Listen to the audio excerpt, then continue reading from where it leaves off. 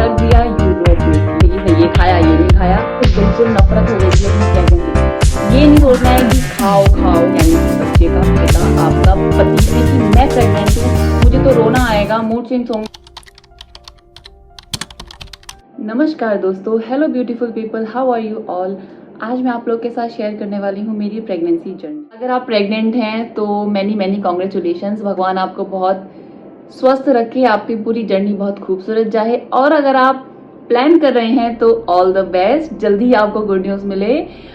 तो अगर आप प्रेग्नेंट हैं और आप फॉरेन कंट्री यानी कि विदेश में रहती हैं तो ये वीडियो मिस मत करना, क्योंकि जब मैं प्रेग्नेंट थी तो मैं सर्बिया यूरोप में थी।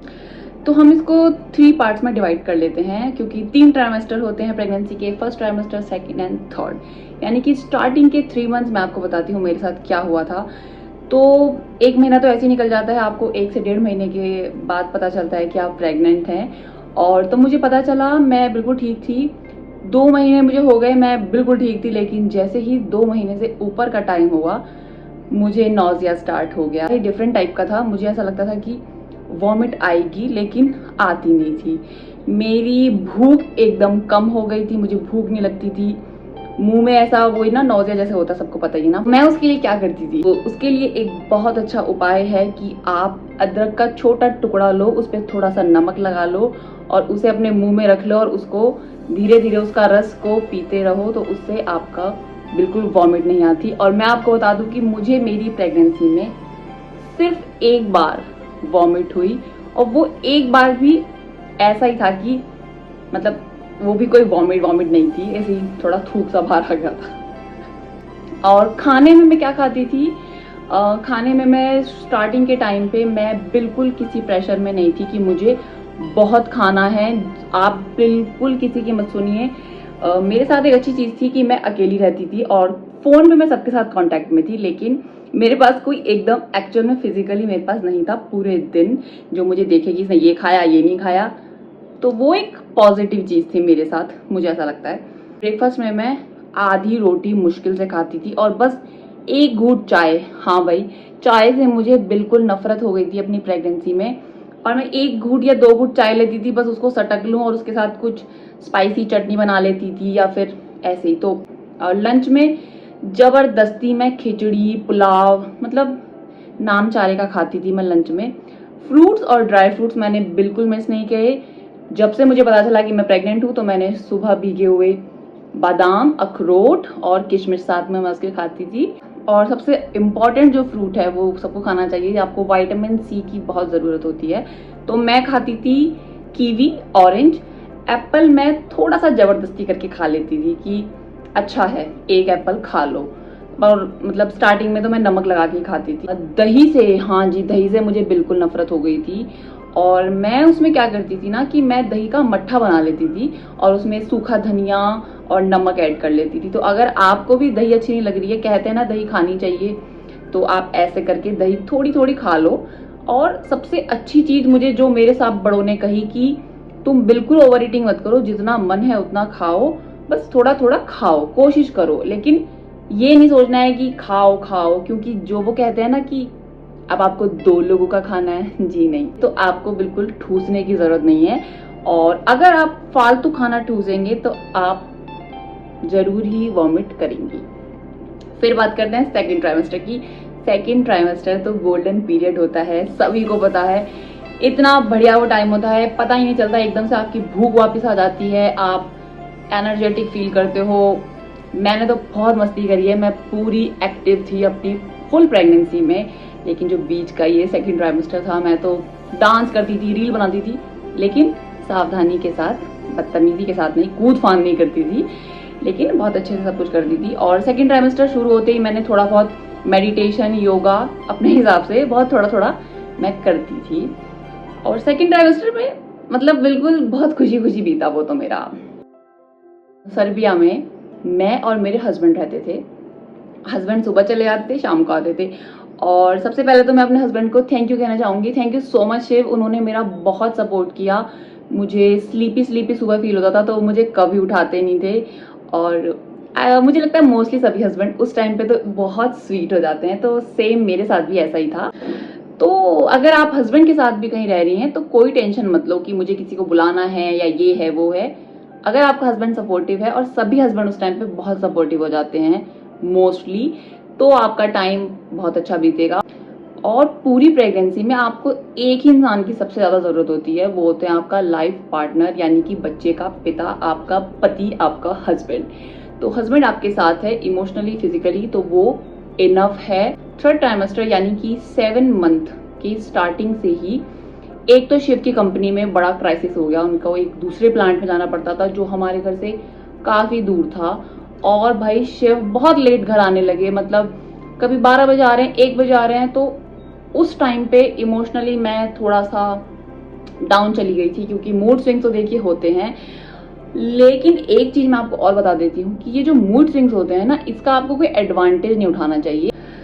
सब कुछ दिमाग का ही खेल होता है, ये सबको पता है। और अगर आप ऐसा सोचेंगे कि मैं प्रेग्नेंट हूँ, मुझे तो रोना आएगा, मूड स्विंग्स होंगे, तो नहीं। अगर आप सोचोगे तो डेफिनेटली आपके साथ वैसा ही होगा। तो आप ऐसा मत सोचो, आप खुद को बहुत स्ट्रांग रखो। मैं ये नहीं कह रही हूँ कि फील मत करो या एक्सप्रेस मत करो, सब कुछ करो, लेकिन उस चीज को मन में मत बैठा लो, दिमाग में मत बैठाओ कि ये तो होगा ही, ऐसे वाला। मैं सच बताऊं, मतलब मुझे तो लगता है कि मेरे ऐसे कोई खास मूड स्विंग्स नहीं हुए। बाकी अच्छे से तो शिव बता पाएंगे, उन्होंने झेला है। सो एनीवे, वो उनकी कंपनी में जो क्राइसिस हुआ उस टाइम पे, वो सब मेरा एक छोटा सा टाइम मेरा गड़बड़ हुआ था। फिर ये गड़बड़ टाइम चलते चलते ही मुझे एक वेजाइनल इन्फेक्शन हो गया था, कैंडिडा करके कुछ नाम था। उसमें बहुत इचिंग होती थी, बहुत इरिटेशन होती थी, और मतलब वो तो मेरा लास्ट तक चलता रहा था। मैं थोड़ा बहुत परेशान भी थी उसके लिए कि उससे बेबी को कुछ इफेक्ट तो नहीं होगा, लेकिन डॉक्टर ने मुझे क्लियरली बोल दिया था कि डोंट वरी, आपका बेबी का इससे कोई कनेक्शन नहीं है। और वो उन्होंने मुझे बोला कि जनरली प्रेगनेंसी में बहुत लेडीज को हो जाता है। हाँ, बस एक वो दिक्कत मेरे साथ हो गई थी, और वो मेरा लास्ट तक चलती रही थी। अब हम बात करते हैं प्रेगनेंसी में ओवर ईटिंग और जंक फूड। तो ऑनेस्टली स्पीकिंग, मैंने अपनी पूरी प्रेगनेंसी में कोई जंक नहीं खाया। क्यों? क्योंकि सर्बिया में इंडियन फूड मिलता ही नहीं था। मतलब मिलता था हमारे घर से 1-1.25 घंटा दूर। तो मैं तो भगवान का हाथ जोड़ के धन्यवाद करती हूँ कि मैं इंडिया में नहीं थी अपनी प्रेगनेंसी में, क्योंकि मैंने कुछ भी उल्टा सीधा बाहर का नहीं खाया। उसका एक रीजन ये भी हो सकता है क्योंकि जब मैं प्रेग्नेंट हुई थी तो हमें सर्बिया आए हुए 7 से 8 महीने हो गए थे, और मेरी बॉडी, मेरा मन, मेरी जीभ, मेरे स्वाद सब उस रंग में रंग चुके थे कि मुझे अब चाट पकौड़े ये सब चीज़ों की, मतलब बाहर की वो जंक फूड की आदत चली गई थी। मेरी बॉडी हैबिचुअल हो चुकी थी, तो वो बहुत अच्छी चीज़ थी। मेरा मन करता था सब कुछ खाने का, तो मैं घर पे ही बना लेती थी छोटी मोटी चीज़ें ना, मतलब काम चलाऊ वाली। और दूध मैं आपको बता देती हूँ, मैंने स्टार्टिंग के 4 मंथ्स तो दूध कम कम पिया था जब तक मुझे नौजिया था। और आप भी अगर आपको नौजिया हो रहा है तो प्लीज़ दूध मत पीजिए। डॉक्टर साफ साफ बोलते हैं कि मिल्क प्रोडक्ट यानी कि जो दूध दही है वो आप थोड़ा कम खाओ, क्योंकि उससे आपका मन जल्दी खराब होगा और आपको वॉमिट होने के चांसेस ज़्यादा होंगे। तो वो उस टाइम पे मैंने अवॉइड किया था। लेकिन जब से मेरा सेकेंड ट्राइमेस्टर स्टार्ट हुआ तो मैं डेली सुबह भी दूध पीती थी और शाम को भी दूध पीती थी। और शाम को मैं खजूर भी खाती थी, क्योंकि खजूर से आयरन की पूर्ति होती है। तो फिर तो मैंने दही भी खाना स्टार्ट कर दिया था। मेरा मतलब डाइट एकदम मतलब ठूसने वाली हो गई। ओवर ईटिंग से आपको गैस बन सकती है, और उसको अवॉइड करने के लिए एक चीज जो मैंने एकदम ऐसे लिख के ऐसे गांठ मार के रख ली थी, वो थी कि हर मील के बाद थोड़ा थोड़ा वॉक, मतलब घर पे ही मैं वॉक करती थी, जरूर जरूर जरूर। तो अगर आप प्रेग्नेंट है तो प्लीज खाइए जितना मर्जी खाना है, लेकिन उसके बाद उसको वॉक करके डाइजेस्ट कर लीजिए, क्योंकि आपकी सारे डाइजेस्टिव ऑर्गन्स जो होते हैं वो सुगड़ जाते हैं। बेबी को स्पेस चाहिए होता है, आपका यूट्रस एक्सपेंड करता है, तो डाइजेशन में तो सभी को प्रॉब्लम होती है, नॉट अ बिग डील। लेकिन अगर आप वॉकिंग करेंगे तो बहुत कम होगी। और उसका एक जीता जागता एग्जाम्पल मैं हूँ। मुझे ऐसा गैस वैस की बिल्कुल दिक्कत नहीं हुई। पेट खराब भी बहुत लोगों का हो जाता है, यानी कि कॉन्स्टिपेशन। मेरे साथ वो भी उतना नहीं हुआ, वो मेरा आफ्टर डिलीवरी हुआ था। उसके बारे में हम बात करेंगे अगली वीडियो में। तो ओवरऑल मेरी प्रेगनेंसी बहुत ही हैपनिंग स्मूथ थी। तो फिर तो मेरी चाची और शिव के भाई आ गए थे, यानी कि हमारे छोटा सा देवर जी आ गए थे।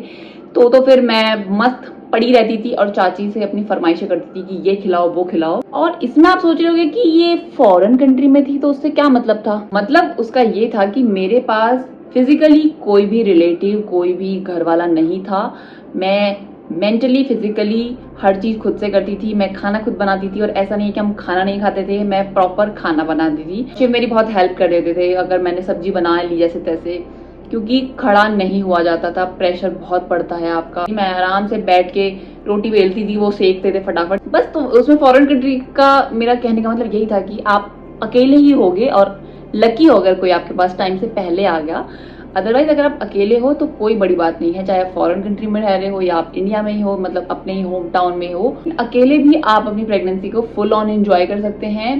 प्रोडक्टिव रहिए अपनी पूरी प्रेगनेंसी में, एंजॉय करो और अपने इमोशंस को थोड़ा सा कंट्रोल करो। आप बेवजह रोगे तो बच्चा भी इमोशनली वीक होता है। बाकी आप डॉक्टर्स की वीडियो देखिए, मैं कोई डॉक्टर नहीं हूँ, मैं अपनी आपको एक्सपीरियंस और अपनी जर्नी बता रही हूँ। So I think that's it for this video. Thank you so much. अगर आपने ये वीडियो पूरी देखी है, आपको अच्छा लगा हो तो please like, share and subscribe to my channel. Bye bye. और हाँ, नेक्स्ट वीडियो मैं जल्दी अपलोड करूंगी जिसमें होगी मेरी डिलीवरी जर्नी, जो कि थोड़ी नहीं बहुत इंटरेस्टिंग है। सो बाय बाय।